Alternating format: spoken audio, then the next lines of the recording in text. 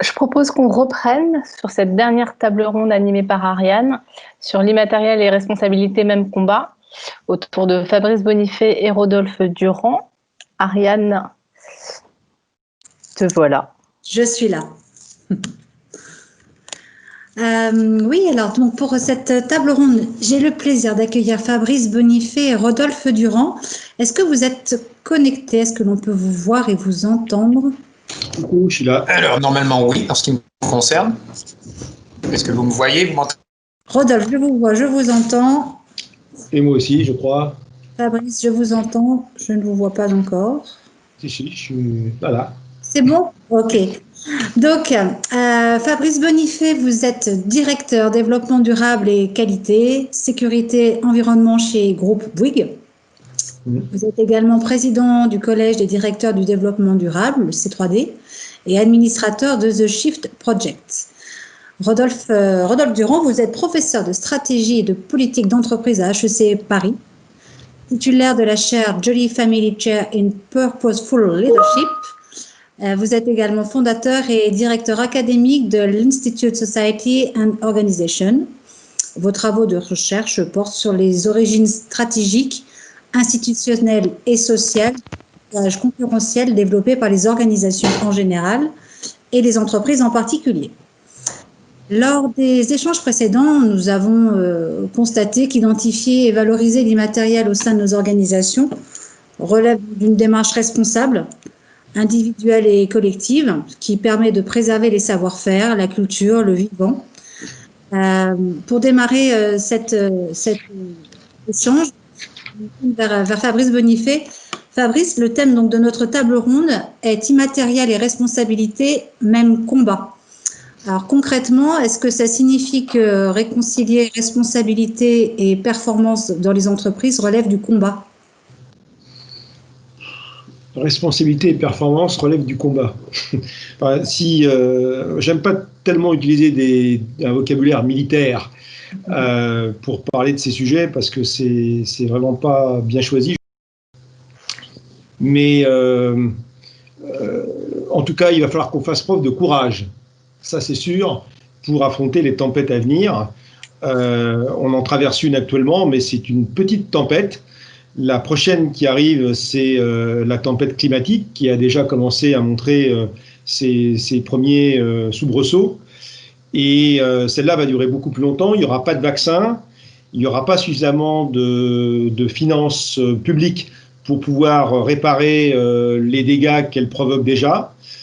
Et il va falloir donc qu'on apprenne à nos entreprises à entrer dans une économie sous contrainte de diminution progressive des flux énergétiques qui vont rentrer dans l'économie, parce que diviser par 2 les émissions de gaz à effet de serre d'ici 2030, ça veut dire baisser les points de PIB partout sur la planète, et donc ça va déjà être beaucoup moins drôle pour beaucoup. Drôle au sens où c'est facile d'être un bon manager ou un bon responsable politique en période de croissance.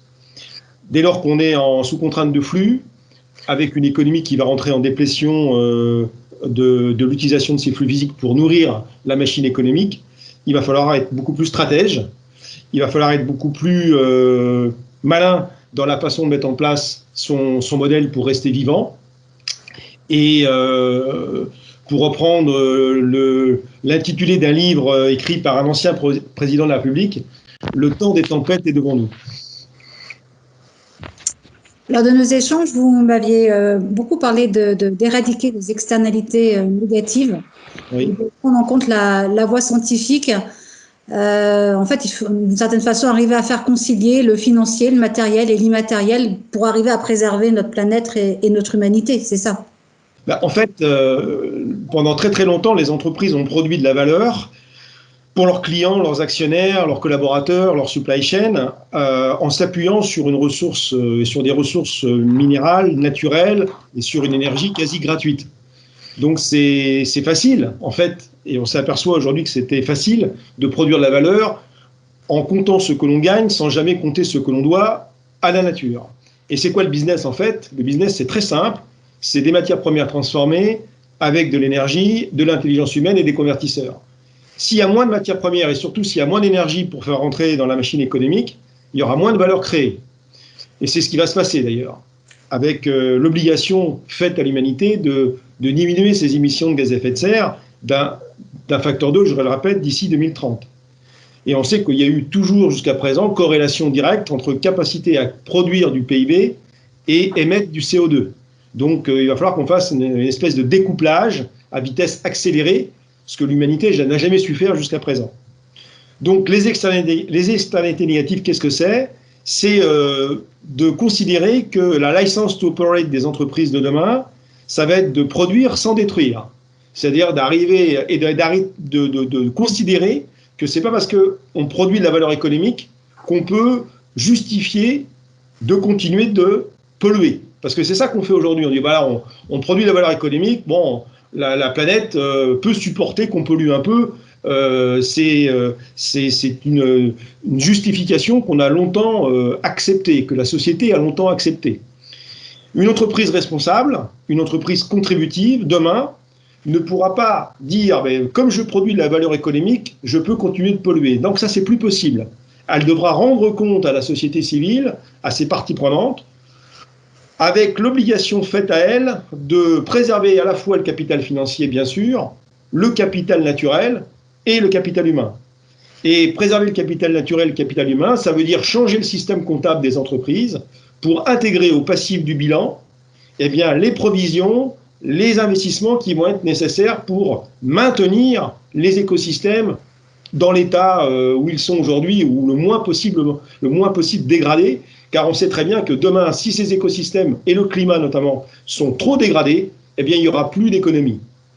Et il n'y en a plus beaucoup de temps pour faire ça, il nous reste une dizaine d'années maximum, donc c'est une vraie révolution, et là-dessus, on aura bien sûr besoin énormément de valoriser et de booster le capital immatériel des entreprises, parce que c'est ce qui lui reste, et de faire en sorte que les collaborateurs, les partenaires des entreprises inventent des nouvelles façons de créer la valeur, beaucoup plus servicielles, beaucoup plus immatérielles, si on veut abaisser la pression que l'on fait aujourd'hui, que l'on met sur les ressources et sur les écosystèmes. Donc il faut abaisser cette pression en augmentant l'immatériel un maximum, et c'est pour ça que votre rôle et le rôle de cette organisation que vous avez ici est si importante.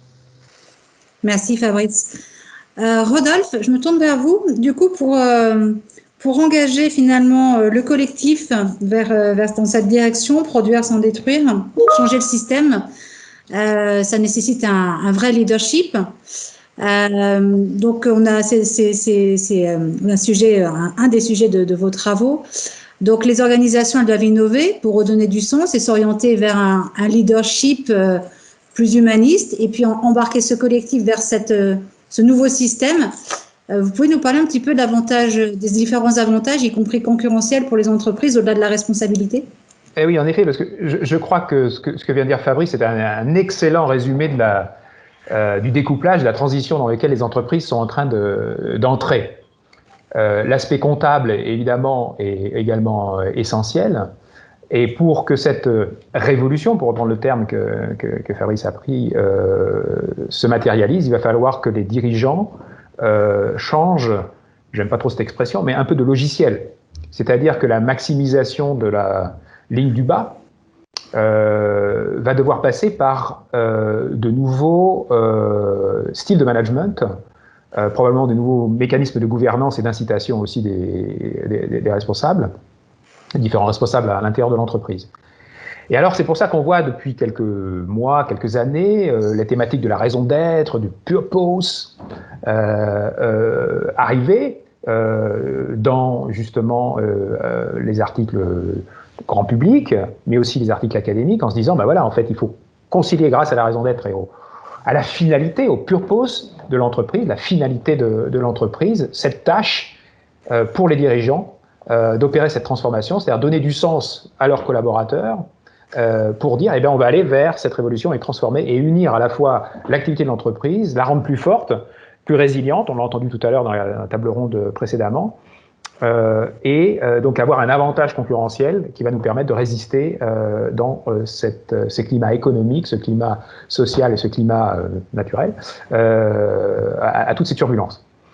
Et donc, ce que je voudrais juste dire, après cette introduction, en une phrase, c'est que effectivement, avoir une finalité, avoir un purpose, c'est important, mais ce qu'on trouve dans la littérature à la fois managériale et puis académique, c'est qu'il semblerait, c'est un côté un petit peu magique, il semblerait que le fait de définir une raison d'être ou le fait de définir une finalité suffirait d'une certaine façon à produire cet avantage concurrentiel. Et donc ce que je veux ici dire en introduction de la table ronde, c'est que malheureusement, d'une certaine façon, c'est pas aussi simple que ça. C'est-à-dire que pour que ces entreprises au sens d'initiative, au sens de collectif, durent et fonctionnent, il y a un certain nombre de conditions qui vont être nécessaires, et certaines de ces conditions tournent autour de la confiance et qu'on va devoir générer et créer. Et elle n'est pas toujours présente aujourd'hui, puisqu'il y a beaucoup de découplage, mais cette fois de découplage entre ce qui est dit et ce qui est réellement pratiqué, de découplage entre ce qui est promu et les pratiques et les mécanismes d'incitation qui sont encore présents. Combien d'entreprises ont effectivement pour leurs dirigeants une part variable de rémunération qui est vraiment liée à des indices qui soient je dirais, extra-financiers, comme on dit, c'est-à-dire liés à des obligations liées à l'environnement ou aux communautés humaines, aux sociétés que l'activité de l'entreprise touche, relativement assez peu. Et donc, il va falloir changer tout cet ensemble-là. Donc ça, c'est un exemple de conditions et de pratiques qui fait que la confiance avec le corps social de l'entreprise et puis les corps partenaires, les clients, la société civile, les ONG, puissent se faire. Et puis l'autre élément, c'est vrai que ça tourne autour, et qui est aussi lié, autour de la transparence, de l'autonomie, et probablement un style de management qui doit lui aussi s'ajuster. Ça a été aussi mentionné sur la table ronde par Iglala et puis les autres intervenants tout à l'heure. Voilà. Donc je serais, en une phrase, oui, un nouveau style de management responsable, humain, mais ça ne suffit pas de le déclarer. Il faut vraiment changer de l'intérieur, tout un ensemble, de l'intérieur de l'entreprise, tout un ensemble de choses pour que cela puisse se matérialiser. C'est-à-dire, en fait, mettre en place des nouveaux comportements, donc j'ai bien noté confiance, transparence, mais des nouveaux comportements liés au management inclusif. Oui, regardez par exemple ce qui s'est passé avec certaines entreprises qui ont décrété leur raison d'être, leur purpose, si on est d'un côté de l'Atlantique ou de celui-ci, et puis juste énoncé avant la crise du Covid, et puis après ce qui se passe pendant la crise du Covid, et puis au sortir de la crise du Covid, certaines décisions sont difficiles à prendre, peut-être parfois des restructurations organisationnelles. Donc, ce qu'il faut arriver à faire prendre conscience, c'est que ce n'est pas parce qu'on définit une raison d'être, d'une part, que certaines décisions difficiles ne puissent être prises ou ne doivent être prises, d'une part, et d'autre part, c'est pas parce qu'on a mis au fronton une raison d'être pour améliorer la santé des gens ou respecter la planète, que si les pratiques et les mécanismes d'incitation à l'intérieur de l'entreprise ne sont pas alignés avec cela, s'il n'y a pas un ensemble de parties prenantes qui contribuent, même si on n'est pas une entreprise à mission, mais qui contribuent dans un dialogue un peu parfois musclé, mais amical avec l'entreprise pour faire changer ses pratiques, ça reste un petit peu, je dirais, lettre d'or sur papier glacé, mais sans vraiment adhérer, épouser, adhérer à la culture de l'entreprise, la transformer et aller vraiment dans ce sens-là. Donc ça reste très périphérique. Et donc, ça n'entretient pas la confiance, mais plutôt la défiance. Et ça entretient pas non plus cette comptabilité dont parlait Fabrice juste avant, qui doit aller vers un peu plus de transparence quand on doit mettre au bilan, au passif, certaines provisions pour destruction de la nature. Voilà. Vous voyez ce qui est en train de se passer sur le marché. Là, on en a parlé il y a 2 semaines avec, par exemple, Exxon, dont la market value descend. Voilà. Vous avez certains travaux qui montrent que si on inclut, évidemment, pour les pétroliers, c'est difficile cette situation parce que cette transition, ils la vivent pleinement. Mais l'ensemble des destructions environnementales qui sont dues à l'exploitation du pétrole ou ce qu'ils doivent faire, et qu'on leur met à leur bilan, toute la richesse qu'ils ont créée est 2 fois ou 3 fois, d'une certaine façon, compensée, mais négativement bien sûr, par toutes ces émissions ou les destructions que leur exploitation implique. Et donc par conséquent, vous allez avoir des entreprises qui sont dans des technologies plus d'énergie renouvelable, dont la valorisation, elle, va dépasser. Donc c'est ce qui se passe avec Tesla, General Motors, si vous voulez, mais là dans la production énergétique, typiquement ça se passe aussi. Donc il faut aligner ces pratiques, et c'est cette transition, on a 10 ans pour le faire. Donc, on va au-delà du cosmétique. Oui. Pour Fabrice, justement, pour revenir à l'entreprise contributive, comment est-ce qu'elle fait le lien entre la RSE et le pilotage du capital immatériel? Concrètement, vers quoi on s'oriente? On s'oriente déjà par une donnée d'entrée qui n'a jamais été à l'agenda des stratégies des boîtes, qui est l'effet scientifique. Il faut utiliser la science. Comme on le fait aujourd'hui pour la crise du Covid, on a compris quand même qu'on avait quand même intérêt, même si la science n'a pas réponse à tout sur cette maladie qui était inconnue. En revanche, pour la science climatique, ça fait déjà des décennies qu'on y voit parfaitement clair sur ce qui se passe et ce qui va se passer. Donc on serait quand même bien conseillé de plus prendre en compte ce que disent les climatologues en tant que données d'entrée des stratégies des entreprises. Ça commence par ça, y compris aussi les autres enjeux, biodiversité, et aussi certains enjeux sociaux et sociétaux qui sont aujourd'hui parfaitement connus. Si je pense ne serait-ce qu'à l'égalité homme-femme, on sait très bien que ça fait quand même pas mal de temps qu'on sait que plus de diversité dans les entreprises, c'est plus de performance, mais on se demande encore pourquoi en France, il y a encore près de 13% de différence salariale entre les hommes et les femmes en France. C'est juste, on se dirait en Arabie Saoudite ou en Iran, ok, mais en France, quelle justification on peut avoir? Donc, première chose, l'effet scientifique. Deuxième chose, modifier le modèle d'affaires. Donc, dis-moi comment tu produis la valeur, je te dirai qui tu es. Donc, aujourd'hui, on sait très bien que les entreprises vont devoir passer d'un modèle où elles vendaient des objets à leurs clients en espérant en vendre toujours plus, c'est ce qu'on appelle l'économie de la possession, l'économie du volume. Et plus je vends de casseroles, plus je suis riche. Donc je fais en sorte que la casserole ne dure pas trop longtemps pour faire réacheter de la casserole le Black Friday l'année prochaine. Ce modèle d'affaires qui pense qu'il y a une croissance infinie dans un monde fini en ressources, eh bien c'est criminel aujourd'hui de continuer ce type de modèle d'affaires. Je dis bien criminel. Donc il est important de passer à l'économie de l'usage. La vraie liberté demain, ça sera de pouvoir jouir de tout sans rien posséder. C'est-à-dire, j'utilise quand j'en ai besoin et quand j'en ai pas besoin, d'autres l'utilisent. Et c'est vrai pour les voitures, c'est vrai pour la plupart des objets du quotidien, y compris pour les vêtements. Donc cette économie de l'usage, on peut gagner aussi beaucoup d'argent avec l'économie de l'usage. Personne n'a acheté une vache pour boire un verre de lait le matin. Eh bien, cette métaphore est valable pour la plupart des autres produits du quotidien. Alors ensuite, il y a, comme je le disais tout à l'heure, changer le système comptable. C'est facile, comme disait Rodolphe, de gagner de l'argent lorsque on ne compte pas les dégâts que l'on produit en faisant sa production. C'est très facile. Comme par hasard, c'est les entreprises les plus sales qui gagnent le plus d'argent. C'est quand même un paradoxe. D'ailleurs, les anthropologues du XXIe siècle, s'il y en a encore, ils diront, ils étaient balèzes à cette époque. Ceux qui étaient l'industrie minière, les pétrolières, etc., ils se sont gavés pendant des années, mais c'est eux qui ont complètement détruit la planète.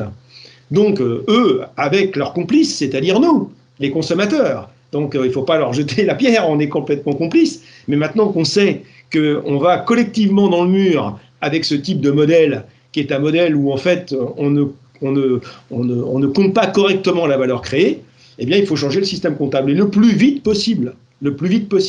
La comptabilité du triple capital est certainement l'une des mesures à mettre en place le plus vite possible à l'échelle mondiale. Puis après, il faut changer le système de management. Alors là, vous en avez largement parlé, j'ai cru comprendre aujourd'hui, mais je suis un fan absolu, moi, des systèmes de management libérés. C'est comme ça qu'on dit, parce que c'est la meilleure façon pour avoir des collaborateurs engagés, la cooptation de leaders, l'égalité intrinsèque, la liberté du comment. Tout ça, ça doit devenir le système de management partagé par les entreprises qui veulent faire que les collaborateurs soient acteurs de cette transformation, parce que tout ce que je viens de vous dire, ça ne se fera que par de l'innovation organisationnelle, et pas forcément de l'innovation technologique, de l'organisation organisationnelle pour produire la valeur autrement. À ce sujet, sur l'innovation organisationnelle, Rodolphe, quelles sont les dernières études qui sont faites sur le sujet? Parce que, est-ce que vous pouvez nous expliquer un petit peu comment justement vous positionnez l'immatériel dans votre chaire et cette démarche du leadership là-dessus et sur les dernières innovations? Oui, je vais vous donner deux éléments de réponse.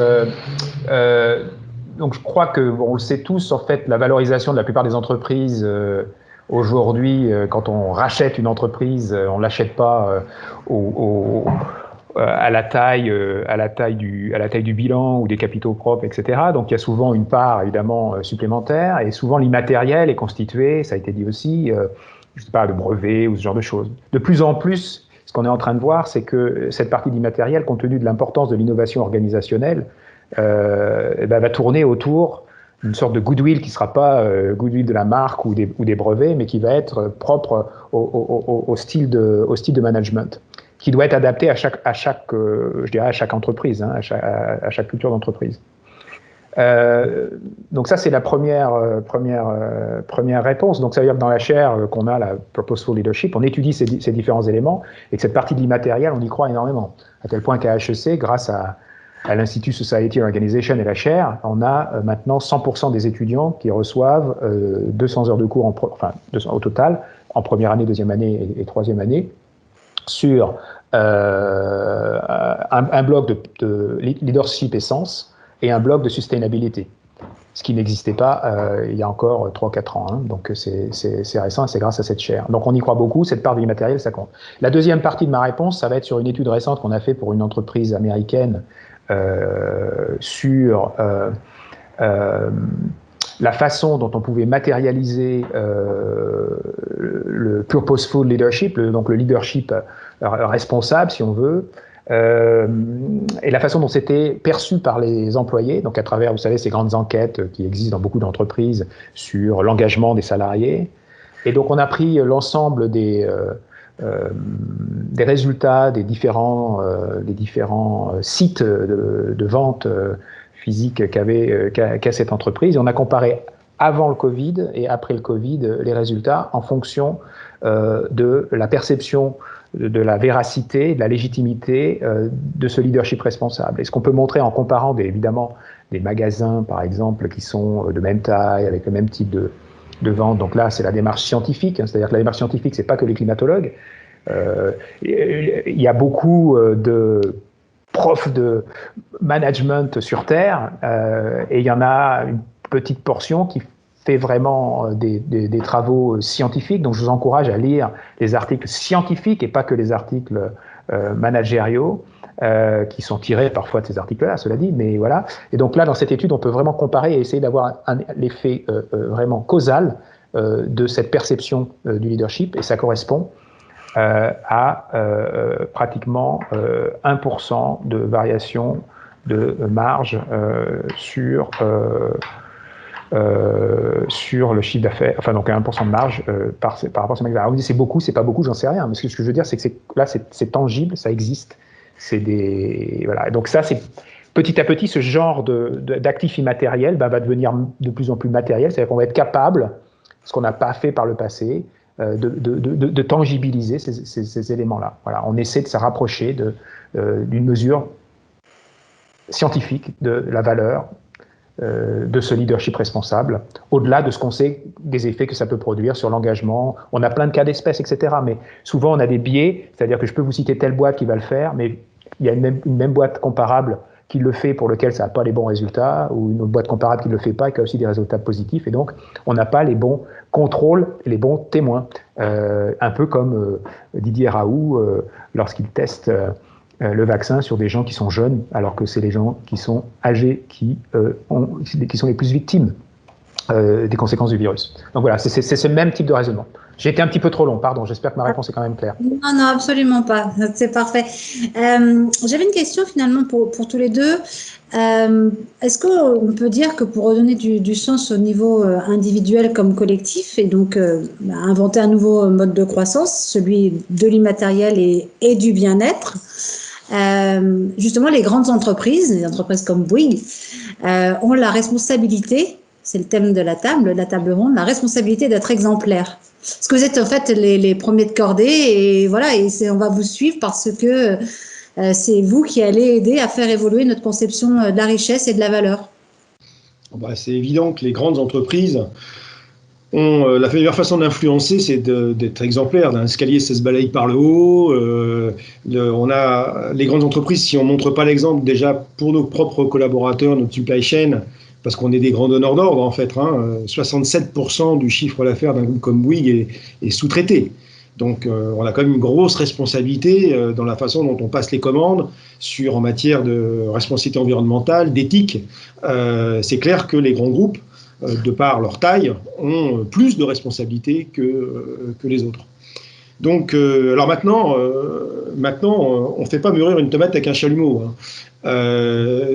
Passer de ce paradigme de la croissance infinie dans un monde fini en ressources, de l'économie néolibérale comme on l'a connue, où on s'est cru sans limite, avec une puissance extraordinaire que nous ont donné les énergies fossiles pendant des années, et cette illusion que demain ce sera forcément plus que hier, en tout domaine, on est dans une espèce d'addiction et on a complètement perdu le sens des réalités physiques.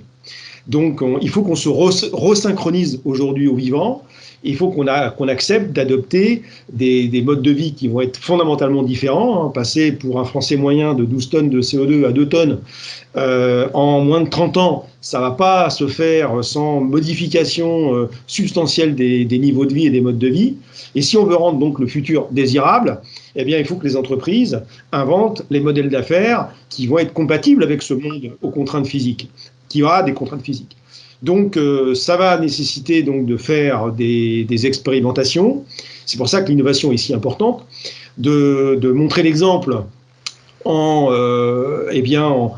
travaillant réellement sur ces externalités négatives et en promettant des renoncements. Je pense qu'il va falloir qu'on va rentrer dans l'ère des renoncements, des choses qu'on ne pourra plus faire, parce que ça sera juste immoral de continuer de les faire. Certains types d'infrastructures, certains modes de consommation. On voit bien d'ailleurs avec ce qui s'est passé en Suède, avec le fly, comment on appelle ça ? Le fly, la honte de voler, là, en anglais, qui au début c'était anecdotique, et aujourd'hui il y a 5 ou 6% des vols qui sont annulés parce que les gens prennent conscience que on ne peut pas non plus avoir éternellement fromage, dessert, etc. Donc il va y avoir, et si on veut quand même que le monde de demain reste désirable, il va falloir qu'on travaille sur d'autres valeurs de bien-être.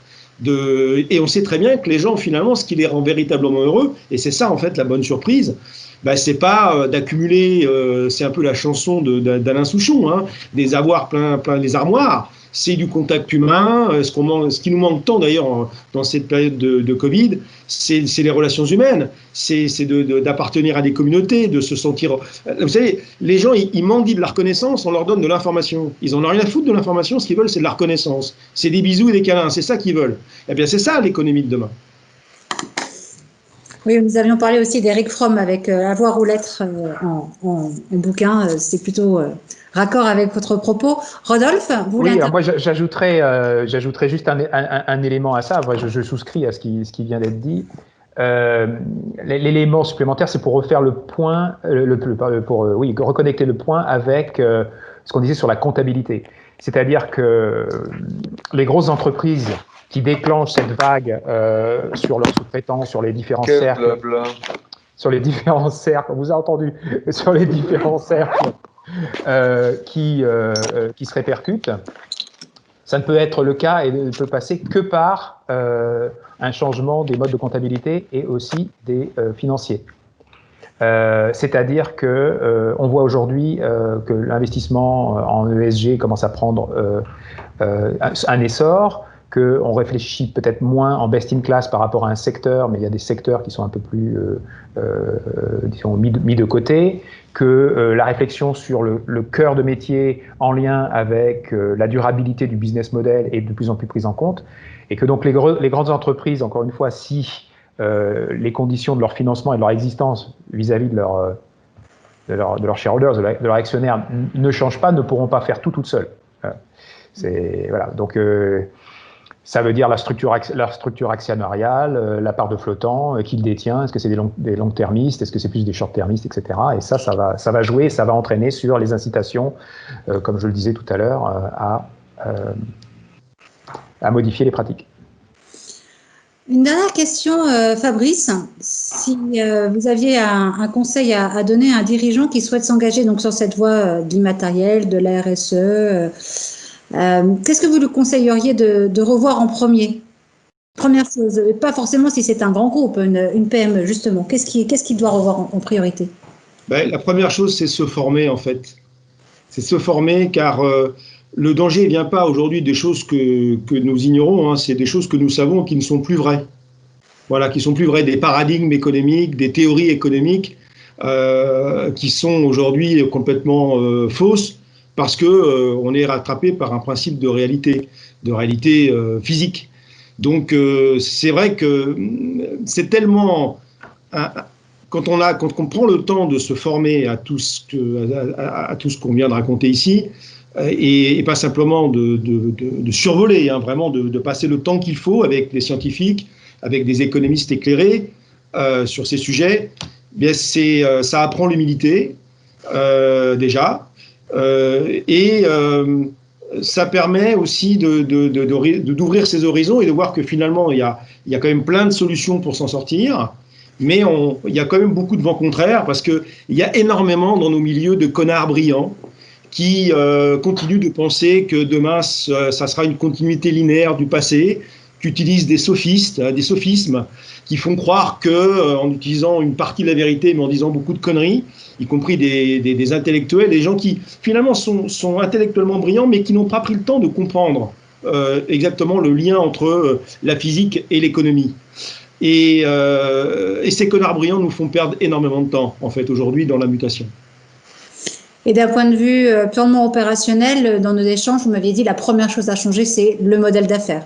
Après oui, c'est clair que si vous continuez sur un modèle dit linéaire, j'extrais des matières premières, je fabrique des produits avec une obsolescence programmée, je les vends et ensuite je les jette et ça vient polluer la nature sans aucune forme de recyclage ou de réemploi. Ce modèle-là, bon, ben, il y en a encore qui peuvent croire que ça va durer encore des décennies.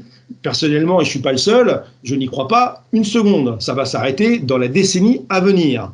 Donc, il faut aller absolument sur un modèle qui sera bien sûr beaucoup plus circulaire, basé sur l'usage.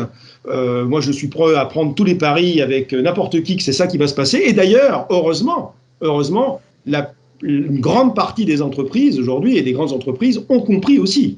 Et donc, on voit aujourd'hui, moi je suis bien placé pour vous dire, en tant que président du C3D, que autant il y a 5 ans, on était dans ce qu'on appelle le less bad, on essayait de faire mieux ce qu'on a toujours fait, mais sans rien changer. En fait, on était dans l'amélioration continue d'un process qu'on voulait voir perdurer. Aujourd'hui, c'est plus ça du tout, hein. Dans la plupart des entreprises, des grandes entreprises, il y a vraiment une volonté donc de changer le modèle d'affaires et de créer la valeur autrement, en prenant des principes de durabilité qui sont non pas sur l'amélioration continue, mais sur de la rupture. Et ça, c'est quand même assez rassurant de voir que je vois au C3D des Schneider Electric, des Carrefour, des Bouygues ont compris qu'il était en train de se passer, il se passe quelque chose aujourd'hui et que les modèles d'affaires sont en train d'être révolutionnés. Je vous remercie tous les deux. On a quelques questions qui ont été posées dans le chat. Donc, je vous les pose à tous les deux. D'accord. Nous avons Mathieu Lescampf qui nous demande si vous connaissez le concept d'économie symbiotique d'Isabelle Delannoy. Oui, j'adore. Complètement fan. Complètement fan. Elle est je connais, j'ai lu son bouquin. C'est une femme extraordinaire. Je vous invite d'ailleurs, si vous n'avez pas le temps de lire le bouquin, à écouter son Thinkerview, qui est juste fabuleux. C'est une dame qui mériterait d'être plus souvent sur les plateaux télé. On est bien d'accord. Rodolphe, il y avait aussi Kate, j'ai oublié son nom, avec la théorie du donut, parce que finalement, j'avais échangé avec Isabelle Delannoy qui me disait justement que là où l'une commençait, l'autre reprenait. Finalement, c'était un cercle vertueux. Tout à fait. Je pense que pour les personnes qui voudraient commencer à prendre justement en compte vraiment profondément ce que disait tout à l'heure Fabrice sur la croissance infinie par rapport aux ressources finies. La théorie du donut est une très bonne entrée en matière parce que en 7 petits panneaux, on comprend que les modèles qu'on a utilisés pendant 50 ans en fait arrivent finalement à leur fin. Voilà, elles s'épuisent d'elles-mêmes, ils s'épuisent d'eux-mêmes.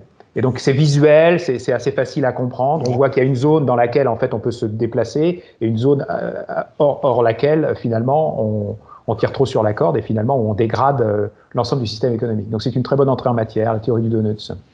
Et c'est bien traduit en plus, donc c'est...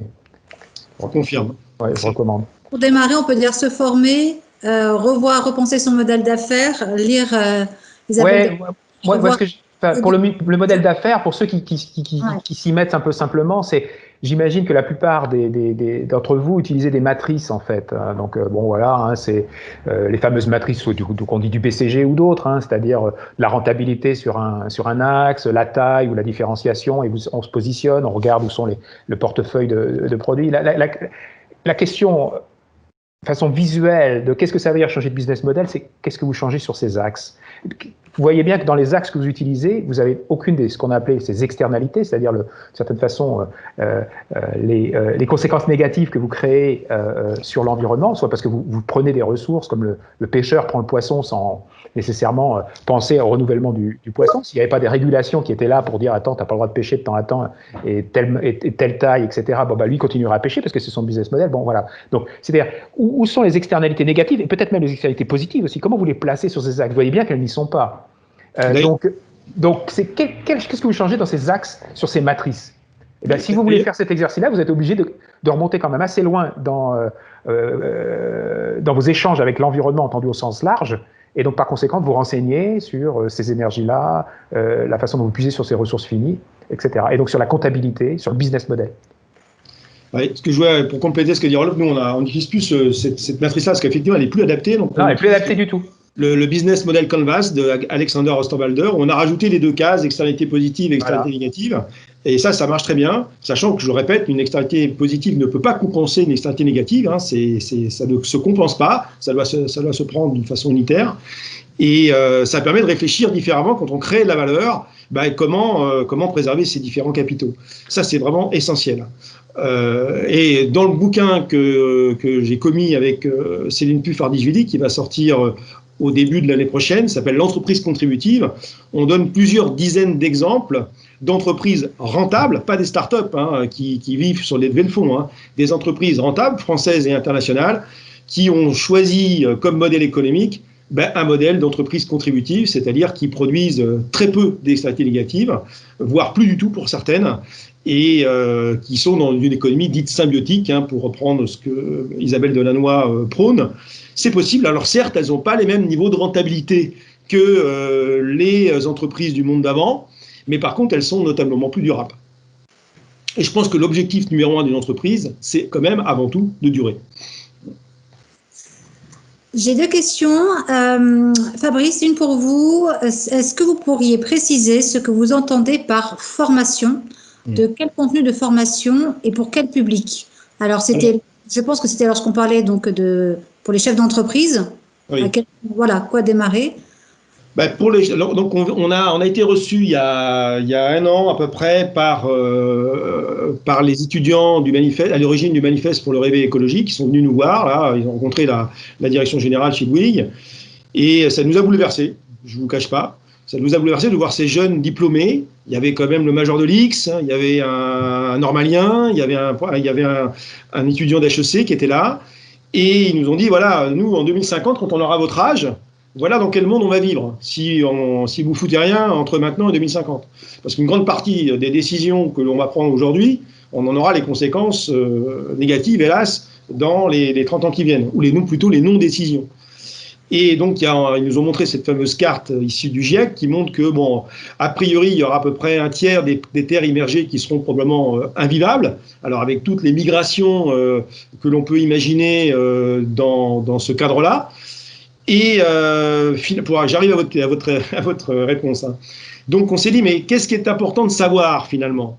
Et ils nous ont dit, nous, à l'école, en sciences économiques, on n'apprend pas, en fait, le lien qu'il y a entre économie et énergie. On n'apprend pas. On n'apprend pas du tout.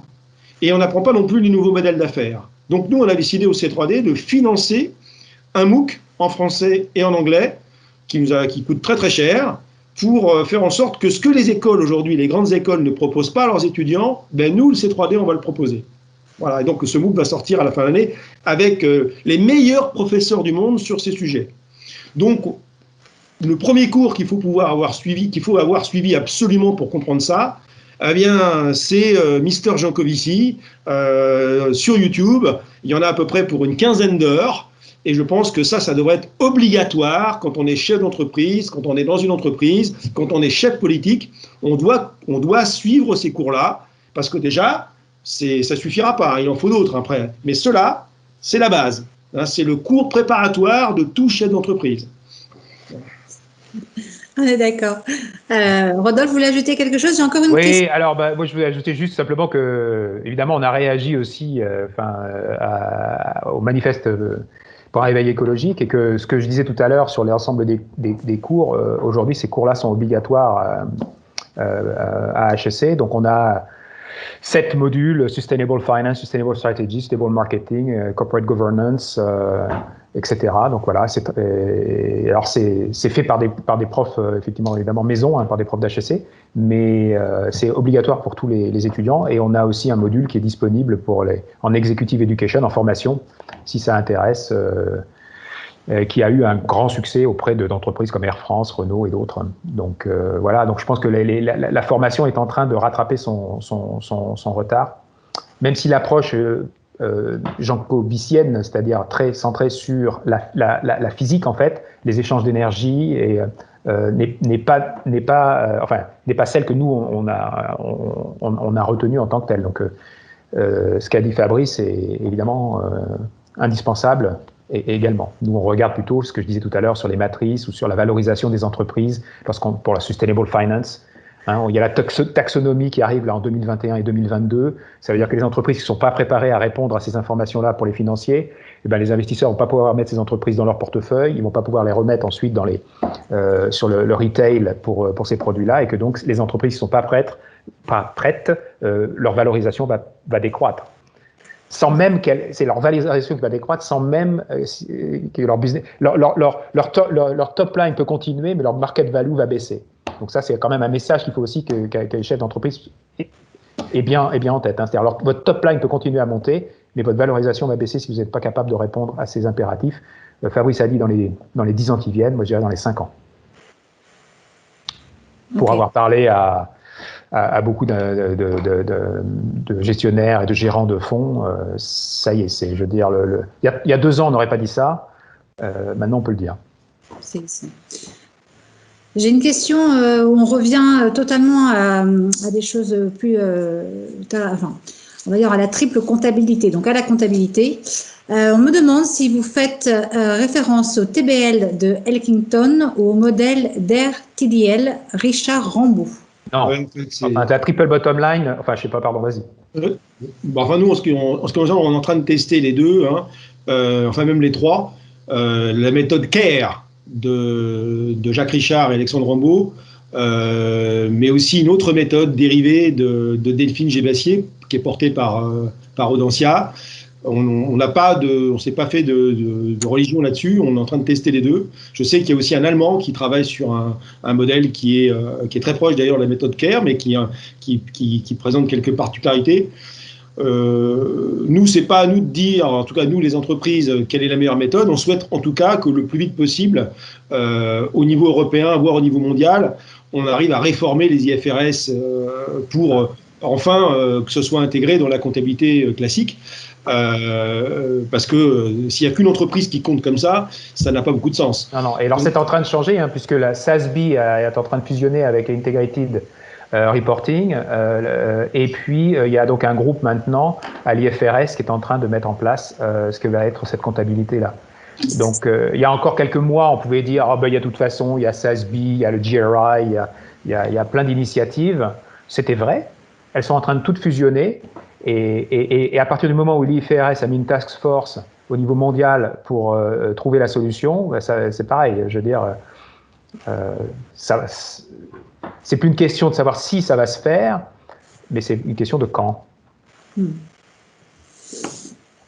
Très bien, merci beaucoup, messieurs. Jérôme, Julia, je crois que tu avais une question. Ouais, bonsoir, merci Fabrice, merci Rodolphe. En fait, je pense qu'elle va être un peu trop longue, donc je vais peut-être la sacrifier. Il est 19h15 et on va peut-être passer au trophée. Bon, ce sera l'occasion à ce moment-là de prolonger les échanges, peut-être lorsque l'Observatoire interviendra à HEC, Rodolphe. Voilà, très bien. Avec plaisir. Très bien. Merci, monsieur. Ouais, pardon. Pardon. Merci beaucoup. Non, je voulais dire que j'étais très intéressé par le MOOC du C3D pour éventuellement aussi voir qui dit MOOC dit que c'est ouvert, et donc si c'est ouvert, pour le rendre obligatoire, par exemple, à nos étudiants d'HEC. Écoutez, avec plaisir. Il sortira au mois de janvier 2021, donc très bientôt. Et on en fera une très très grosse publicité. De toute façon, via Jérôme, on pourra rentrer en contact. Super. Merci beaucoup. Merci pour ces échanges. Au revoir. Au revoir. Merci Ariane, merci à tous les deux.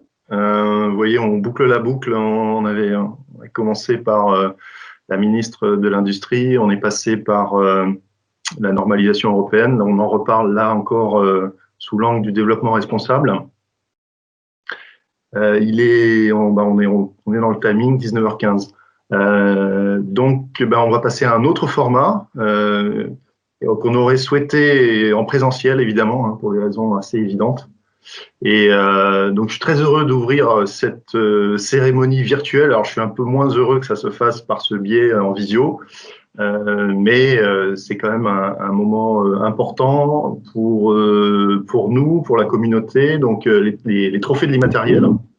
Et nous avons souhaité organiser cette célébration et mettre en avant un certain nombre de dirigeants, de leaders et d'entreprises qui ont particulièrement bien identifié, mesuré, se sont occupés de l'immatériel.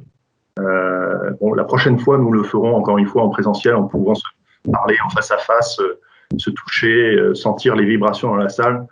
Ce sera sans doute mieux, mais pour l'instant, on fait selon ce format. Donc, ces trophées ont pour objet de récompenser des entreprises qui se sont illustrées. Ce sont des objectifs aussi, si je dois peut-être les rappeler au travers de ces trophées. Il y en a 3, c'est communiquer, puisqu'en fait, tout ce que nous avons partagé cet après-midi-là, il faut le faire connaître au plus grand nombre, le vulgariser, illustrer, donner à voir, créer du buzz. Je crois qu'il y a 1 ou 2 journalistes qui ont dû nous rejoindre là, donc je pense que c'est bienvenu et c'est un indicateur de cette communication que nous souhaitons avoir. Il y en avait qui étaient déjà présents également à la dernière JNAI. Deuxièmement, incarner, ça a été dit plusieurs fois et merci encore pour tous ces témoignages. L'immatériel, ce n'est pas une feuille Excel, une ligne d'analyse, une ligne dans un bilan ou uniquement de l'analyse. C'est incarné par des gens, par des leaders qui en parlent, qui avec leurs mots. On l'a vu, parfois des chefs d'entreprise qui sont depuis longtemps sur la brèche, d'autres plus jeunes, plus récents, par des héros discrets, comme disait Agnès Pannier-Runacher, les craftpots. Donc voilà, c'est éminemment incarné, c'est expérientiel, et il faut les écouter et puis se laisser prendre. Et donc, c'est aussi la manière de leur donner la parole. Il y a une volonté aussi d'humaniser, de ritualiser, un peu de varier les formats, et de générer aussi, je pense que Fabrice sera d'accord avec ça, l'émotion qui laisse une trace mémorielle. C'est-à-dire qu'en fait, on ne peut faire changer les comportements que si à un moment donné, on joue aussi sur une prise de conscience, une émotion, et quelque chose qui est peut-être un peu moins rationnel, qui est plus tribal, comme ça a été dit aussi un peu plus tôt aujourd'hui. Et je crois que c'est Fabrice qui nous disait que vouloir expliquer l'immatériel, c'est comme vouloir expliquer le goût des fraises. Ce n'est pas évident. 3 prix, et je laisserai la parole dans un instant au président du jury. Le prix de la grande entreprise du CAC 40. Et donc, je remercie Apicil Asset Management, représenté aujourd'hui par Bertrand Jounin, directeur général, et Damien Dumas, directeur de la stratégie et de la RSE. Le deuxième prix, le prix de la moyenne entreprise ou du SBF 250, avec notre partenaire Etifinance représenté par Emmanuel Delaville.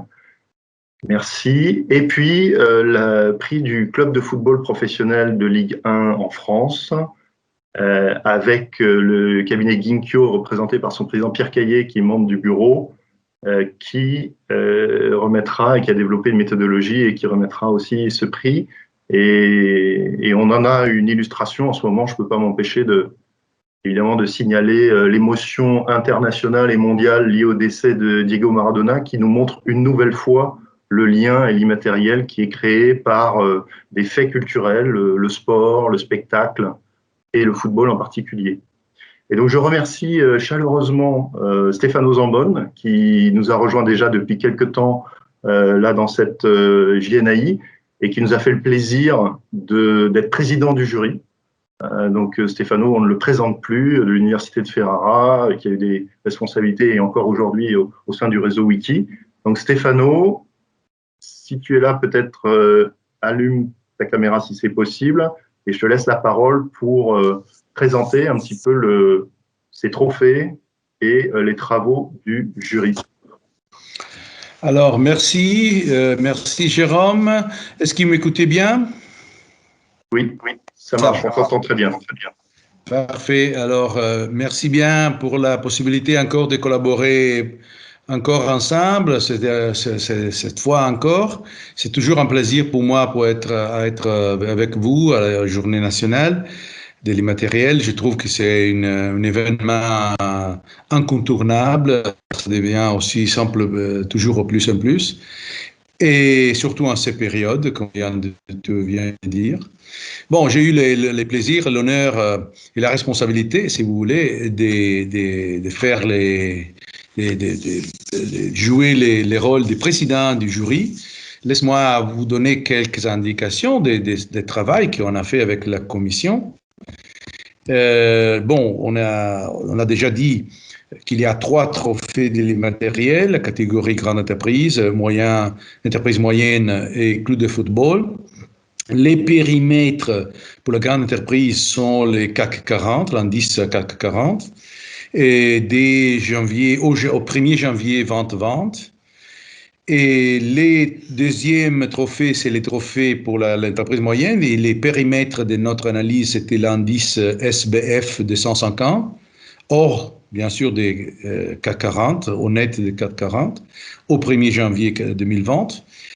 Et les périmètres des trophées de matériel pour les clubs football couvrent les clubs football professionnels français en Ligue 1 pendant la saison 2018-2019. Comme vous savez,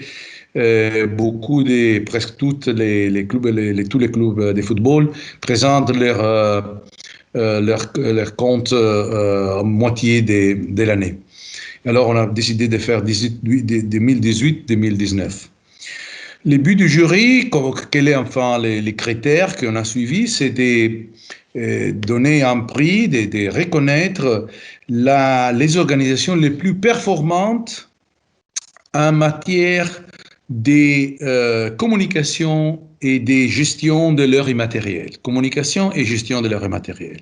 Le jury a été aussi particulièrement attentif à la capacité des organisations d'innover dans les domaines de l'immatériel.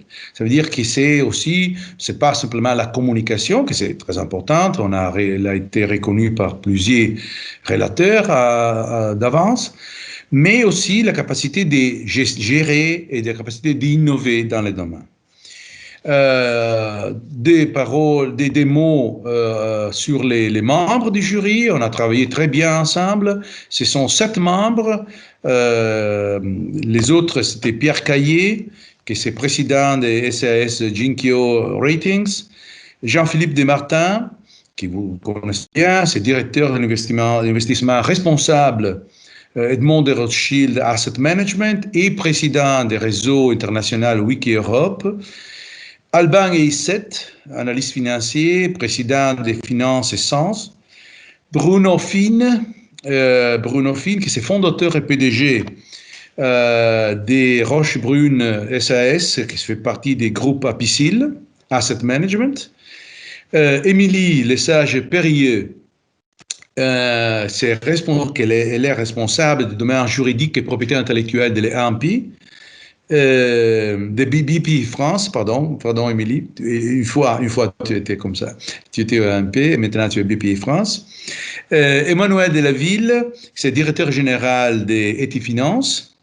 Et moi-même, je suis un prof de Provence, comme je dis, en Italie, à l'université Ferrara, qui c'est entre Bologne et Padoue.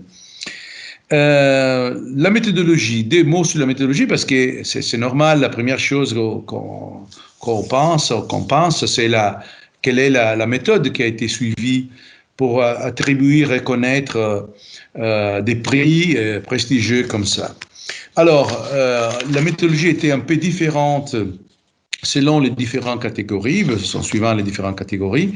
Il y a la catégorie grande entreprise qui en a pris la méthodologie élaborée par Apicil Asset Management. Pour la catégorie moyenne, entreprise moyenne, on a utilisé une méthodologie proposée par Etifinance. Et enfin, la méthodologie pour les clubs de football a été proposée par Jinkyo. Mais la chose importante à dire, c'est qu'on s'assit, on a commencé à discuter sur les caractéristiques de la méthodologie. On a été approfondis, on a parlé, on a fait des améliorations, on a demandé des améliorations aux trois partenaires pour les trois différentes méthodologies. Et au final, après 2 réunions, on a validé les différentes approches méthodologiques proposées par les 3 partenaires, mais avec les améliorations, les précisions qu'on avait demandées. Un résumé des méthodologies suivra, je pense, dans les sites, Jérôme, non, et Ophélia, mais il y aura un document officiel remis par les jurys. Il y a eu, d'un point de vue des séquences, on a eu des réunions assez longues, mais très, très harmonieuses. Il y a eu une présélection par les jurys au cours d'une première étape des 3 meilleures organisations. Si on parlait en anglais, on dirait une shortlist, dans lesquelles on a considéré tous les différents résultats pour les 3 différentes catégories. Et bon, on a identifié les 3 meilleures organisations qui émergeaient, qui provenaient de l'application des 3 différentes méthodologies. Et enfin, une deuxième étape, c'est la désignation du lauréat ou des lauréats entre les 3 finalistes pour chacun des 3 catégories. Ça veut dire qu'enfin, on a fait un approfondissement important pour les 3 finalistes pour identifier les lauréats par chacune des catégories. Ce qu'on a fait, bien sûr, pendant l'été. Il y a eu beaucoup d'échanges, comme vous pouvez bien imaginer, des précisions, des choses comme ça.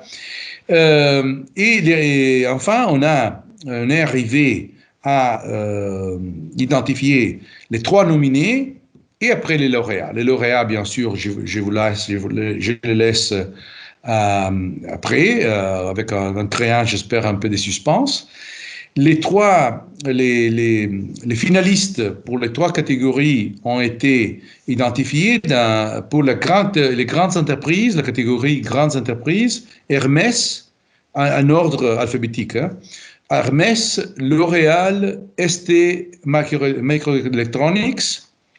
Pour la catégorie moyenne entreprise, ETI, les 3 nominés sont GetLink, Nexity et Rémi Cointreau. Et enfin, au regard de la catégorie club football, les 3 organisations, les organisations nominées sont un peu plus que 3 parce qu'il y avait des situations ex aequo. C'est l'association sportive de Saint-Étienne, AC, Loche Lille, Olympique de Marseille, Olympique Lyon et Paris Saint-Germain, PSG. Ça, sont un peu plus, c'est 5, parce que, comme je viens de vous dire, d'expliquer, il y avait des excès, quoi. Et bon, ça, c'est un peu la méthodologie qui a été suivie, les parcours qu'on a fait. On pense d'avoir fait un bon travail, on espère. Comme je viens de dire, il y aura une note explicative disponible au public, bien sûr, qui va expliquer un peu toutes ces choses que je viens de vous dire. Jérôme, je pense qu'on a donné un peu les cadres, on peut encadrer un peu les parcours. Je pense que maintenant, on arrive au moment clou, le moment de la vérité. Exactement. Alors, je te passe la parole et merci pour l'honneur d'avoir présidé, de faire le président de ça. Merci. Merci Stéphano pour avoir accepté ce rôle, l'avoir joué et pour toutes ces explications. Donc je laisse la parole à Bertrand Jounin, Damien Dumas de Piscil Asset Management. Je crois que vous êtes là, donc je vais vous laisser la parole pour la remise de ce premier trophée pour les grandes entreprises CAC 40. Tout à fait. Alors peut-être d'abord en introduction, je m'appelle Damien Dumas, mais malheureusement, j'ai aucun lien avec la famille Dumas d'Hermès. J'en aurais été très fier, mais c'est pas le cas.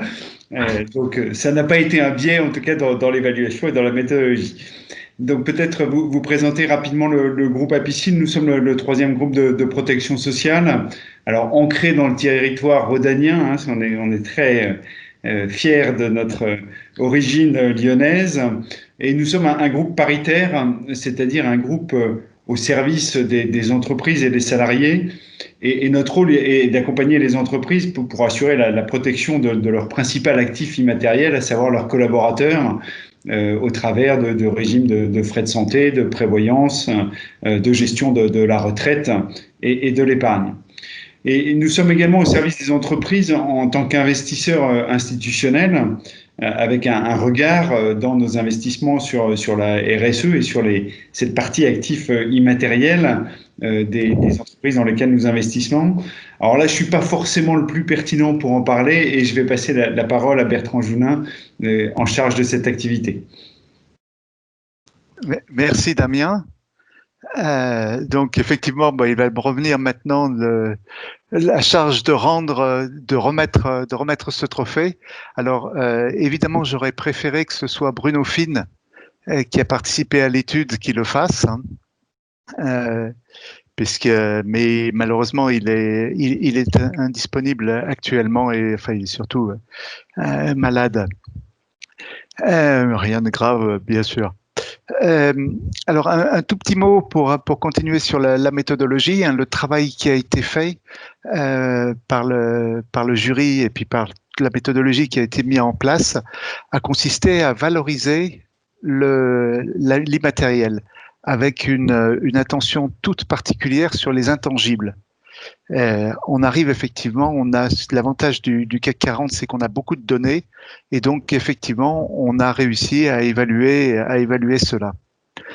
Et je dirais en découvrant, en reprenant après Bruno tout ce travail qui a été fait principalement sur la base des données comptables de l'année dernière, j'ai vu à quel point c'était pertinent avec une année comme celle qu'on vient de vivre, qui est quand même une année de stress assez exceptionnelle, puisque les trois nominés font tous un très très beau parcours boursier en 2020, et donc on démontre bien que tout simplement vraiment par les chiffres que l'immatériel ça aide à la résilience des entreprises. Alors je reprends juste les trois nominés. Donc ST Microelectronics, dont les éléments clés en matière d'immatériel se retrouvent à travers l'accent mis sur la recherche et développement, sur la formation des équipes. L'Oréal, qu'on ne présente pas, dont les marques sont évidemment aussi extrêmement valorisées, qui est peut-être moins connu pour ses 500 brevets annuels, pas moins.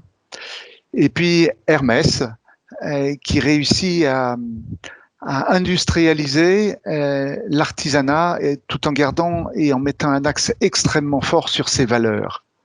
Les valeurs de l'artisanat, donc c'est la qualité du produit et la qualité et la personnalisation de la relation client.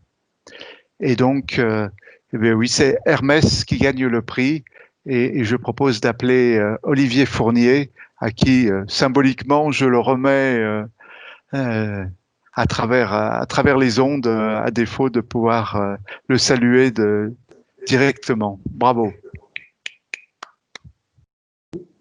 Merci pour ces mots et merci au jury qui a vraiment dû travailler durement pour arriver à ce résultat, mais c'est toujours un honneur de recevoir un prix. Après la journée qu'on vient de passer, je pense que c'est aussi et on l'a dit beaucoup, à la fois une responsabilité et puis un encouragement pour aller encore plus loin, parce que je pense que, et vous l'avez souligné tous tout au long de cette journée, l'immatériel, il a beaucoup de dimensions, mais il renvoie vers un élément fort qui est la responsabilité des entreprises dans le monde contemporain, à la fois pour aborder les enjeux sociaux, bien sûr, qui sont pour nous essentiels, c'est-à-dire le fait d'avoir, comme je le disais en introduction tout à l'heure, c'est 16 000 collaborateurs dans le monde, c'est plus de 9 000 personnes en France, c'est des implantations dans des territoires multiples, et donc de faire vivre un artisanat vivant, continuer à transmettre, à former, et ça donne une responsabilité forte, surtout dans le contexte que l'on vit. Donc enjeux sociaux, enjeux sociétaux, parce que en tant qu'entreprise et en tant que membre du CAC 40 et avec une visibilité qui est de plus en plus importante, on se doit aussi de faire très attention. C'est ce qu'on doit aussi à nos clients en termes de transparence, en termes d'information. Et enjeux environnementaux aussi, on en a beaucoup parlé. C'est un point majeur aussi. Il faut qu'on garde, et c'est la force de l'artisanat, je crois. L'objet n'est pas une variable d'ajustement, et la qualité est essentielle. Et la qualité n'est pas à opposer du tout, au contraire même, aux notions d'enjeux environnementaux, puisque c'est par la qualité aussi qu'on peut faire sortir par le haut de nombreuses filières. Donc voilà, donc moi j'ai envie d'aller effectivement beaucoup plus loin. J'ai entendu toutes ces présentations aujourd'hui et vraiment à nouveau merci de l'honneur qui nous est fait et j'espère qu'on pourra porter haut ce trophée que vous nous remettez aujourd'hui. Merci à tous. Bravo Olivier, merci pour encore, on vous applaudit, on applaudit le groupe Hermès pour cette performance. Donc, effectivement, c'est un encouragement, c'est toujours un aboutissement et un encouragement à l'action pour demain. Et il faut féliciter les deux autres nominés, qui donc ST Microelectronics représenté par Thierry Tingot et le groupe L'Oréal représenté par Christophe Gamet, qui d'ailleurs a écrit un petit message sympathique. Bravo Hermès, c'est hautement mérité. J'espère que L'Oréal sera de nouveau nominé l'année prochaine. Voilà. Bravo. Bien sûr, on pense à eux et vous avez un candidat tout trouvé pour l'année prochaine en tout cas. En tout cas, pour l'instant, on remet les compteurs à zéro à chaque fois. D'accord. Ok. Voilà. En tout cas, et merci encore, Monsieur Jounin, Monsieur Dumas, pour votre contribution. Et vous avez raison, on a une pensée sincère pour Bruno Finn, qui a beaucoup contribué dans ses travaux. Et bon, on espère l'avoir avec nous très prochainement. Je passe à la deuxième catégorie et donc la parole à Emmanuel Delaville, fondateur, directeur général adjoint Etifinance. Emmanuel. Oui, bonjour. Voilà. Est-ce que vous me voyez? Oui, tout à fait. Et on vous entend bien. Très bien, parfait. Eh bien, bonsoir à toutes et à tous. Je suis très heureux donc de participer à ces premiers trophées du capital immatériel. Merci à l'Observatoire, à BPI, pour cette très belle journée sur un sujet méconnu ou encore mal connu, mais dont on a compris et tous conscients de son importance. Alors, je représente donc une agence de notation extra-financière qui s'appelle Etifinance, qui a maintenant exactement 17 ans d'âge, avec une spécialité. Plusieurs d'entre vous et des noms me sont familiers dans la liste des participants. Ça fait donc un peu plus de 15 ans qu'on évalue des ETI, ce qu'on appelle des valeurs moyennes, de belles entreprises qui ne sont pas encore dans le CAC, et qu'on évalue purement sur des enjeux environnementaux, sociaux et de gouvernance. Et donc, dans le cadre de ces trophées, on a sélectionné une trentaine de critères, E, S et G, environnementaux, sociaux et gouvernance, qui se rapprochent de la méthodologie retenue par l'Observatoire de l'immatériel comme étant du capital immatériel. Donc 30 critères sur les 150 que nous étudions, qu'on a répartis sur 5 thématiques, la politique RSE du groupe, et si elle vit vraiment au sein de la maison, l'éthique des affaires, le capital fournisseur et client, et enfin la gestion des talents. Voilà. Et donc, on a passé au prisme de cette trentaine de critères un peu plus de 230 entreprises cotées en France. On a eu la surprise, parce qu'il y a des noms auxquels on ne pense pas forcément, c'est pas super intuitif, mais vous avez vu les trois nominés sur les 10 qui avaient été shortlistés. Eh bien, le jury, et je dois vous dire par honnêteté et par éthique justement, certains des nominés, je n'ai évidemment pas pu participer au vote puisque Actifinance a des liens avec ces entreprises. Je parle donc de Rémi Cointreau. Dans les nominés, nous avons aussi Getlink. Donc Getlink, anciennement le groupe Eurotunnel. Rémi Cointreau, je crois que tout le monde connaît. Et puis enfin Nexity, donc une société immobilière. Voilà, les trois ont des scores très élevés sur ce capital immatériel. Et donc, j'ai la joie et le plaisir d'annoncer que le lauréat dans cette catégorie SBF 250 est la société Nexity. Donc, je suis heureux aussi d'inviter Régine Engstrom, donc, qui est la responsable, entre autres, de la RSE. Je suis heureux de vous tendre ce micro et cette caméra. Voilà, toutes nos félicitations de la part du jury pour Nexity, pour cette très belle performance en matière de gestion du capital immatériel. Écoutez, un grand merci pour ce prix. On est vraiment honorés de recevoir ce trophée de l'immatériel qui est particulièrement important en plus, je pense, dans ces moments de gestion de crise et pas simplement parce qu'on converse ensemble en vidéo. Peut-être redire quelques mots sur le groupe Nexity qui est surtout connu comme le premier promoteur français. En réalité, nous, on se vit plutôt comme une plateforme de service, plutôt que les constructions. Ce qui nous intéresse, c'est la vie qu'on crée à l'intérieur. Et puis une deuxième conviction très forte qui nous anime au quotidien, c'est que les solutions en fait qu'on design pour nos clients, en fait, elles viennent d'un collectif. Elles viennent d'un collectif au sein de Nexity, mais elles viennent surtout d'un collectif qu'on construit avec d'autres entreprises, avec des associations, avec énormément de parties prenantes avec lesquelles en fait nous avons l'habitude de travailler de manière collaborative pour justement arriver à répondre le mieux possible à ce qu'on attend de nous. Et puis, je veux dire aussi que pour nous, l'immatériel, c'est un chemin qui a commencé à la création du groupe Nexity, puisque depuis son ADN historique, c'est le logement pour tous. Alors évidemment, on fait du logement premium, mais on fait surtout aussi beaucoup de logement social. On est le premier promoteur pour les HLM en France, hein, c'est un quart de notre production. Et puis, on a créé une filiale qui s'appelle Nexity Non-Profit, qui fait des pensions de famille pour les gens défavorisés.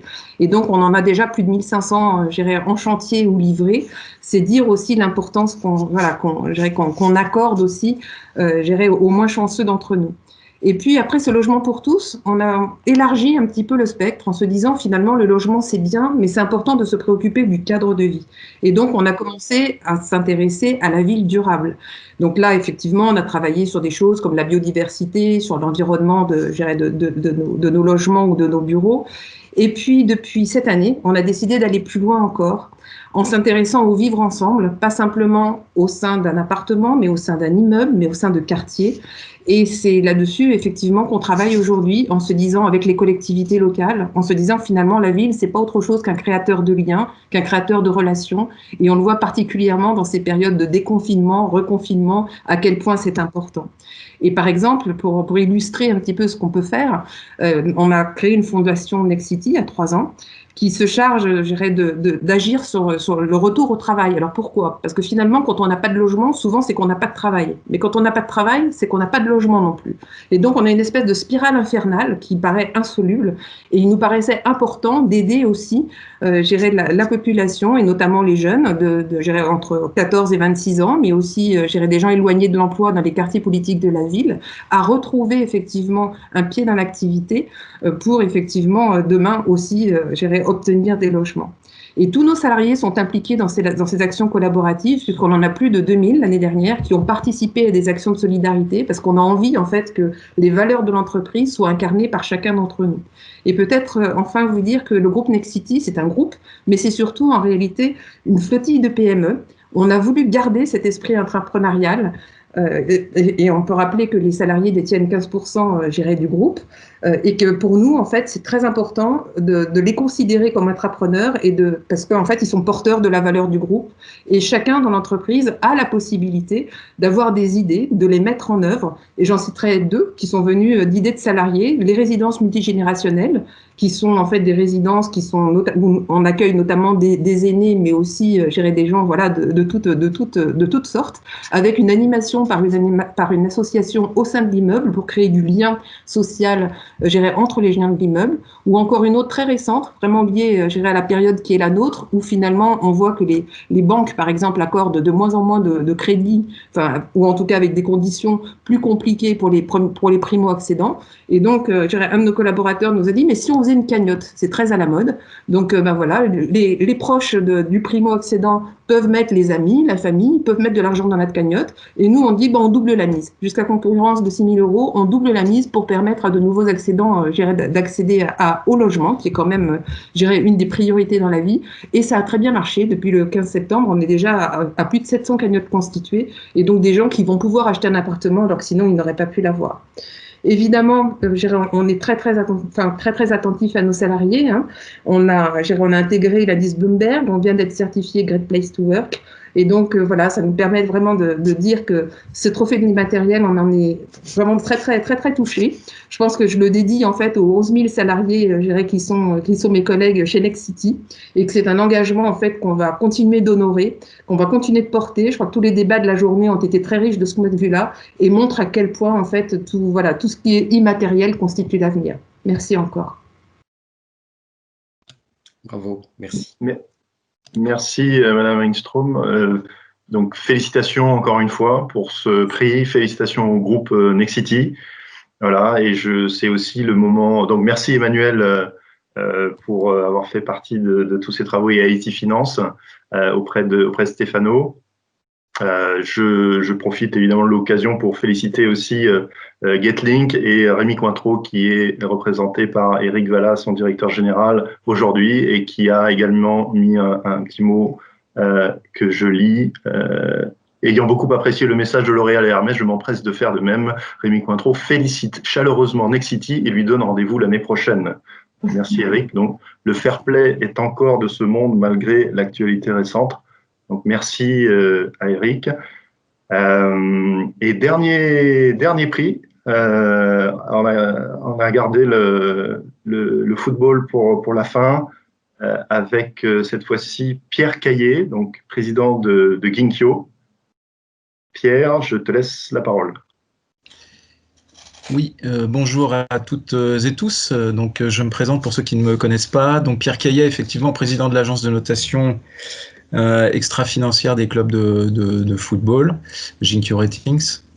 Et je vais vous donner deux mots d'introduction pour présenter rapidement la valeur finalement immatérielle du capital joueur pour un club de football.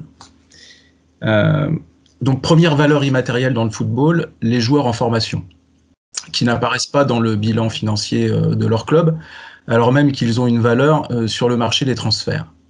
De même, quand un club achète un joueur, cette valeur elle est amortie sur la durée de son contrat, ce qui fait que la valeur comptable du joueur est rapidement dépassée par sa valeur réelle sur le marché. Et tout ça, quand on met tout ça bout à bout, la valeur des joueurs en formation et les plus-values potentielles sur les joueurs achetés, eh bien, ça constitue une richesse importante et cachée pour les clubs de football. Alors, au 30 juin 2019, date de clôture des comptes de la saison 2018-2019, près de 70% de la valeur du capital joueur des clubs de Ligue 1 est hors bilan, donc immatériel. Et pour plus de 50% des clubs, la valeur immatérielle de leur capital joueur dépasse de loin la valeur totale de leur actif comptable. Donc les trophées de l'immatériel dans la catégorie football visent donc à mettre en avant les clubs de football français qui ont particulièrement bien développé cet actif immatériel. Et dans le cadre du premier baromètre de l'immatériel que l'agence Jinkyo a développé, nous avons analysé 3 thématiques de l'immatériel. La première thématique, c'est la capacité des clubs à créer de la valeur immatérielle par leur centre de formation. La deuxième thématique qui a été analysée, c'était la capacité des clubs à créer de la valeur immatérielle par leurs activités de trading. Et enfin, la troisième thématique consistait à évaluer la capacité des clubs à transformer cet immatériel en cash. Donc sur ces 3 thématiques, nous avons évalué cette part immatérielle pour chacun des clubs de Ligue 1. Et donc les lauréats ont été, donc Stéphano nous a indiqué les lauréats dans l'ordre alphabétique, la SSE de Saint-Étienne, le club de Saint-Étienne, le LOSC Lille, l'Olympique de Marseille, l'Olympique Lyonnais et le PSG. Alors, le jury a décidé à l'unanimité de mettre particulièrement en valeur la création de valeurs internes et sociétales des centres de formation.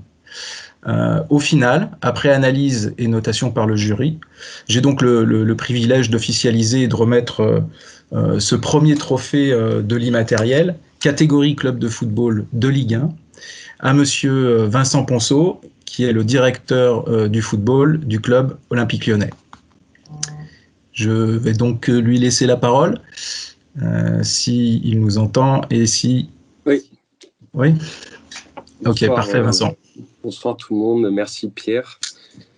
Merci pour ce trophée. Je vais juste faire un petit préalable avant de parler de l'objet du trophée, c'est que c'est agréable pour moi d'entendre parler de RSE, parce qu'à l'OL, on a une activité RSE très développée. Ça fait partie, je pense, de notre ADN et même de notre responsabilité en tant que club de foot dans un écosystème. Mais malheureusement, notre activité RSE intéresse très peu les médias, puisque les médias ne sont intéressés que par les joueurs de foot et ce qui se passe sur le carré vert. Donc du coup, quand j'entends parler de RSE, comme vous venez de le faire, les diverses personnes qui sont intervenues, c'est toujours agréable. Alors, chez nous, l'immatériel que constituent les contrats des joueurs, ce n'est pas une feuille Excel, mais ce ne sont pas non plus des héros discrets.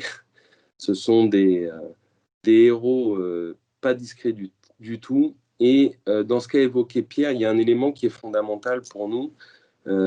Et je vais faire un rapprochement par rapport à la période que l'on vit, puisqu'on fait partie des entreprises qui sont dans leur activité très touchées par le Covid, puisque, comme vous avez pu le suivre, le championnat français a été arrêté avant la fin. Et puis aujourd'hui, on joue toujours, mais à huis clos et sans spectateurs, ce qui est quand même l'essence même du foot, de donner du plaisir aux gens et de leur permettre d'avoir une activité ludique au quotidien. Donc on est très touché par cette période-là. Et il y a un élément fondamental dans la stratégie de l'Olympique lyonnais qu'a évoqué Pierre, et je suis content que le jury ait donné plus d'importance à cet aspect-là, c'est la création de valeur autour d'un centre de formation. Parce que d'abord, et c'est pas du tout démagogique ce que je vais dire, c'est que un centre de formation ne forme pas que des joueurs, ça forme des hommes. Et dans la société actuelle où on voit qu'il y a quand même de plus en plus de déficit en termes d'encadrement de la jeunesse, les centres de formation de foot jouent un vrai rôle à ce niveau-là. Et quand on parlait de RSE juste avant, un vrai rôle social et sociétal. Et nous, dans notre stratégie, le centre de formation est un pilier, et à l'intérieur même de notre formation, on a un pilier stratégique très fort et dont le succès a été reconnu, c'est que on est axé sur un recrutement régional, local et régional, parce qu'on estime que pour la réussite d'un joueur, il faut le déraciner le moins possible de son environnement familial. Alors certes, on a la chance d'être dans une zone métropolitaine avec une population importante et donc beaucoup de licenciés, et certainement que tous les clubs ne pourraient pas faire la même chose. Mais pour nous, c'est un élément fondamental de notre politique de formation. Et par le biais de cette politique, alors on forme certes des hommes, puisque tous les joueurs et très peu de joueurs réussissent, mais pour en venir au sujet qui est évoqué là par Pierre, on forme aussi des joueurs de haut niveau et qui nous permettent de créer de la valeur économique, puisque, comme l'a indiqué Pierre, les joueurs formés au club ne sont pas comptabilisés. Et donc, quand on cède ce qu'on ne cède pas à un joueur, on cède le contrat d'un joueur.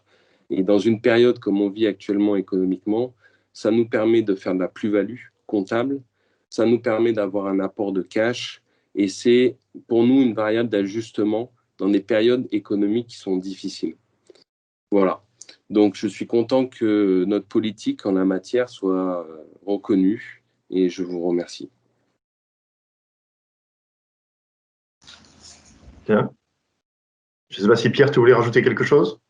Non, pas spécialement, pas spécifiquement. Je pense que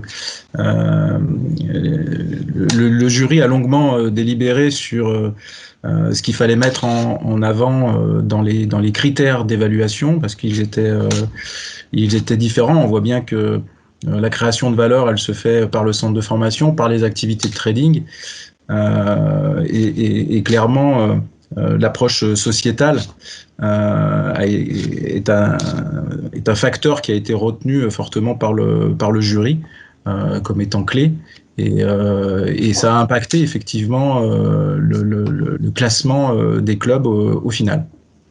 Voilà. D'accord, merci. Bravo encore à l'Olympique Lyonnais. Merci Vincent Ponceau. Merci Pierre.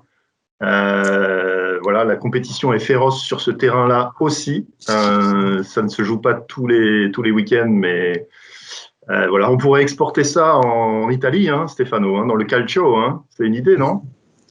C'est une belle idée, oui. Ouais. Ça, c'est pour le prochain. On va étendre petit à petit à l'UEFA. Merci encore, au niveau Stéphano, européen. hein. Football européen, voilà. Merci. Merci Stéphano, merci encore à tous pour cette participation. Et puis je remercie aussi, je vois dans la liste certains des contributeurs à ces trophées, Alban et d'autres, je dois en oublier. Il est temps de conclure, parce que nous arrivons à 20h. Eh bien, un grand merci à toutes et à tous pour votre participation. C'est un peu long, entre 14h et 20h, très dense. Beaucoup de contributions on a entamé avec Pascal Faure, Madame la ministre Agnès Pannier-Runacher. On est passé du côté de l'Europe, de Bruxelles. On est revenu dans beaucoup d'entreprises. On a fini par le football. Un grand merci à toutes celles et ceux qui ont contribué à l'organisation de cette demi-journée, de cette journée nationale des actifs immatériels. Donc peut-être les membres du bureau encore présents peuvent allumer leur caméra comme viennent de le faire Ophélia, donc il s'agit de vous. Et ben voilà, vous imaginez que dans l'envers du décor, il y a pas mal de boulot. C'est quelque chose qui est souvent fait en plus d'une activité courante. Et donc voilà, mais le résultat est là. Alors, n'hésitez pas pour les participants, participantes, à nous faire part de vos remarques, questions, pour qu'on puisse encore améliorer nos actions, en particulier les suggestions pour les prochaines JNAI, les prochaines conférences de ce type-là. Restez connectés aussi, comme vous avez compris, l'histoire est en marche. Il y a énormément de travaux qui sont faits. On a parlé de moments décisifs au niveau européen, donc restez connectés à l'actualité. Vous pouvez aussi contribuer, et naturellement, nous serions très heureux, pour ceux et celles qui ne le sont pas encore, que vous deveniez adhérents de l'Observatoire d'immatériel, que vous rejoigniez la communauté. l'Observatoire de l'immatériel ne vit quasiment exclusivement que des cotisations de ses adhérents. Et on est très enthousiaste parce qu'on nous préparons un programme exceptionnel pour l'année 2021 avec des groupes de travail. Il y en a un notamment sur la raison d'être, le lien entre, on a parlé d'authenticité, d'ancrage, de cohérence tout à l'heure, justement le lien entre l'immatériel et la raison d'être, en écho à l'actualité, à les préoccupations des entreprises sur la responsabilité. Nous avons des masterclass, nous avons des séances de formation. Nous avons aussi un think tank qui réunit des entreprises. On finit juste un cycle de l'année 2020 et on va en relancer un sur 2021. Donc, avec beaucoup de contenu et d'études de cas et d'animation autour de ça. Et puis, l'Observatoire continue à contribuer aux avancées nationales et européennes dans le domaine. Voilà. Donc, venez nous rejoindre. On est à votre disposition pour évoquer ces sujets et puis vous embarquer dans nos travaux. Comme cela a été dit, nous sommes à un tournant, donc venez participer à cette aventure. Je vais m'arrêter. Je veux encore vous remercier toutes et tous. Merci pour cette participation longue. À très bientôt. Portez-vous bien. Restons optimistes dans c'est un devoir d'optimisme. Je pense qu'il y en a eu beaucoup cet après-midi. Voilà. Et donc, je vous dis à très bientôt pour les prochaines étapes. Au revoir.